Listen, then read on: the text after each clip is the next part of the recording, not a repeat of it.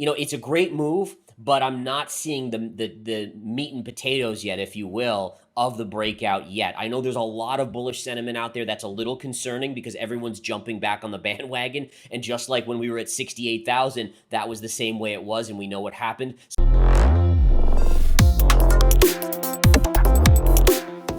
Let's start with Bitcoin. Now, we saw the slew of bullish developments unfold here for the cryptocurrency. I could almost sum it up by saying a splash of capital for the crypto. Goldman Sachs last week became the first major U.S. bank to trade Bitcoin over the counter. Ray Dalio's Bridgewater has also said it's about to make an investment into a crypto fund. So all these positive news items are really helping the crypto here, right, Gareth?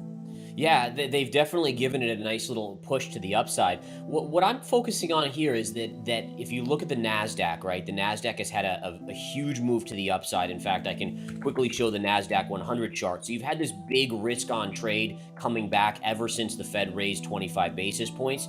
And then crypto is kind of following suit here. So while there's positive developments in crypto, I would say in general, it's behaving just like it should. It's following the tech sector as it did to the downside, or in fact, you could argue that it led to the downside. My major concern here is the chart. The chart to me is actually coming into significant resistance. You can see here it's had multiple up days in a row, about 7 up days in a row. This is the upper range. If you connect this high right here, let me zoom in a little bit there to this high. Notice how that trend line is right above here, and then that's the 200 moving average. So for me, if Bitcoin is really about to break out here, it needs to get over this area. This would be the big area. This is the one you want to follow. It's a great move, but I'm not seeing the meat and potatoes yet, if you will, of the breakout yet. I know there's a lot of bullish sentiment out there that's a little concerning because everyone's jumping back on the bandwagon. And just like when we were at 68,000, that was the same way it was, and we know what happened. So let's watch and see what happens over the next few days. Okay, so 48,250, the true test. Is that the level? Yeah, I would want to see price get above that level and hold there for at least a couple days. Not just peak above where it fools people, but actually hold there. Then we start talking about, all right, now this could be a legitimate break to the upside. Okay. Have the recent events changed your perspective on things? Has your stance on Bitcoin's price changed now?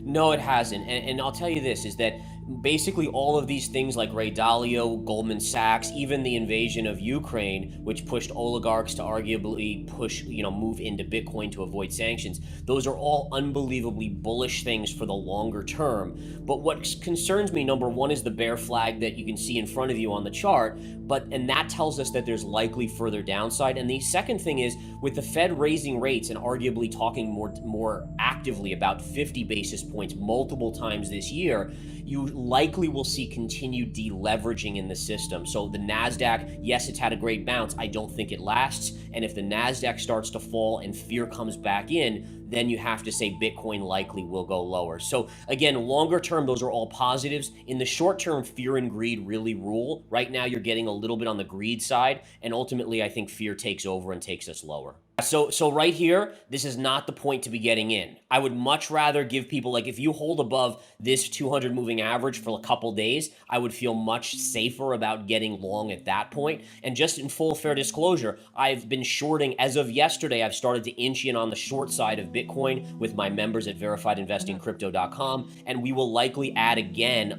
and we're doing very small amounts, like 2.5% of portfolio. So it's very small at this point, but we're definitely looking for a pullback off the 200 moving average. And then ultimately, I do think it breaks to the downside in the next couple months when the NASDAQ and tech sector starts to reverse down to the downside. So if you're looking for the bull case, you need it to get above the 200 moving average, so 48,250, and it's got to hold there for a couple days to secure itself. Otherwise, you're right into resistance here. You never want to be the person buying right into resistance. At this point, you can't tell me that the flush out we've seen, it hasn't, none of the alts have gone out of existence, and there's 15,000 cryptos. You've got to see some sort of flush out in the system. I mean, even in 2017, you had some going to zero. You got to see, there's so many more today. You've got to see more of that. The Fed is tightening. They're telling you that they're going to tighten, and they're going to tighten aggressively. That is negative for risk assets. Bitcoin falls into a risk asset right now. Yeah, so Ethereum, this is an amazing orange trend line right here. You can see it held. It's held the whole way. That's the one you worry about if it ever breaks to the downside. As long as we're trading above that line, then you could argue that you're staying in this range. You can see we're right into this little trend line here, and the 200 moving average is right above that. So the same thing applies as what we just discussed on Bitcoin, where you don't want to be buying right into this area. You'd much prefer if it can stay above for a little while. Otherwise, look for a pullback and then buy the pullback. And again, basically this trade setup is a very simple trade setup. Like, let's just say you pull back to this area right here, right around 3,000 would be support. Yep. If you buy there, you have upside back to here, and your downside is here. Now, if you got below this level, Right. this trend line, then you just stop out of the trade. So again, this is a trader's mentality where you understand the levels, support and resistance. As long as you hold support, you can buy and hold. If you break support, you have to be ready to act, because that would be my fear, is that if that line breaks, then Bitcoin support is breaking, and likely you're heading to 20,000 on Bitcoin. If Ethereum breaks, it's probably heading to 1,700 or so. Oof, okay. On the note of Ethereum, let's talk about the two biggest competitors to Ethereum, Solana and Terra Luna. Yeah, so this one right now, there's a couple positives and negatives. Number one, the positive is it's still trading near its all-time highs, just slightly off. So compare it to Bitcoin or compare it to a lot of the other altcoins, it's held up beautifully well.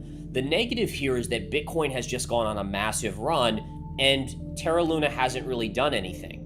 So that's a little, I'm like, oh, okay, let me think about this one here. Why isn't it making a big move? Yep. Why isn't it taking out the all-time highs up here? And that would be something that would give me Yeah. a little bit of a pause. So again, short term, there's a little bit of a trend line just here that I'm watching. And again, if we break below, you're probably headed back to that 200 moving average. If you can get above this line, then I think you retest and maybe break out. But certainly in terms of an investor, it concerns me that it's not behaving like the other cryptocurrencies right now. That would give me a little bit of pause to maybe stay on the sidelines. If we could pull up Solana now, the other competitor to Ethereum, is it undervalued by investors?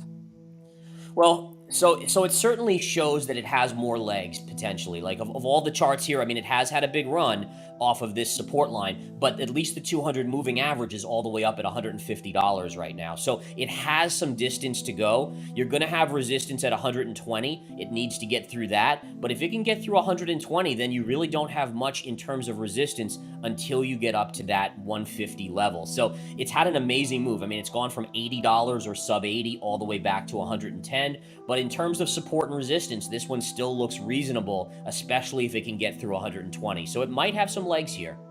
Gareth, if I could just bug you with of one course. last chart, you just made me think we should pull up the USD, US dollar. I mean, given the sanctions, there's a lot of concern now and worry, like how will this, come back and haunt the USD down the line? Will it? Yeah, so I mean, what we can do here is go to the larger time frame on the dollar here. And again, one thing that I see here, at least in the charts, and this is always the question mark, right? We've seen this great move up in the dollar recently because of the fears. Anytime you have fear about war or geopolitical issues, people run to the dollar for safety. So near term, I think that continues. However, I will say that eventually the dollar will not be that safe haven. I think the digital yuan will eventually be the reserve currency of the world. We're still talking 5-10 years out from now, but you already see talk about Saudi Arabia buying or China buying in digital yuan and Saudi Arabia being okay with that, different things like that. So the markings are out there that the dollar years from now will run into some major issues, but short term the dollar is still king at this point.